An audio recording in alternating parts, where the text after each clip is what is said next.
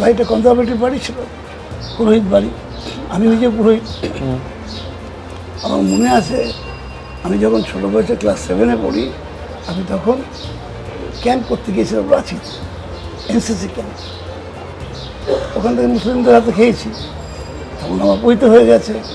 বাড়িতে এসে বাবাকে বলে দিয়েছি, তখন বাবা বললো যে হ্যাঁ তুই আমাকে অসুবিধায় ফেলে দিলি, যা প্রায়শ্চিত্ত করতে হবে। আমি বাবা প্রায়শ্চিত্ত কোথায় যা গঙ্গায় চান করে, আরে গঙ্গায় তো লুকিয়ে লুকিয়ে যেতুমি, আচ্ছা, বাড়িতে না বলে বাবার পারমিশন নিয়ে চান করে, সাঁতার কাটতে হ্যাঁ লুকিয়ে লুকিয়ে। তা বাবার পারমিশন নিয়ে চলে এলাম, চান করে চলে এলাম। আমার পরবর্তী হলো আমি এনসিসি করেছি, আমার কোনো সময় এই ফিলিংসটা হয়নি ও মুসলমান আমি হিন্দু।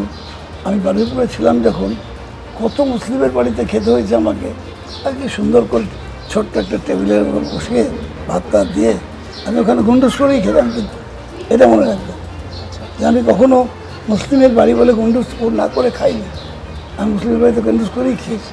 কিন্তু আমার খাওয়ার খেতে শুতে কোনো অসুবিধা নেই। এখন তো রাজনীতি, আপনি রাজনীতি করছেন, রাজনীতি তো বাংলায় শুধু দেখা যাচ্ছে যে ধর্মীয় বিভাজনের রাজনীতি হচ্ছে।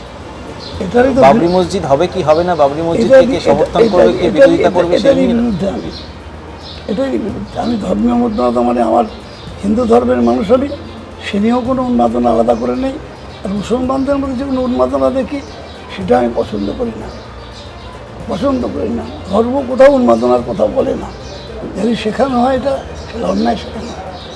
ধর্ম মানুষকে সহিষ্ণু হতে শেখায়, সত্যবাদী হতে শেখায়, এগুলো হচ্ছে ধর্মের কথা। কিন্তু আমরা ধর্মের নাম করে যত অসত্য কথা এবং অসহিষ্ণুতার কথা বলছি।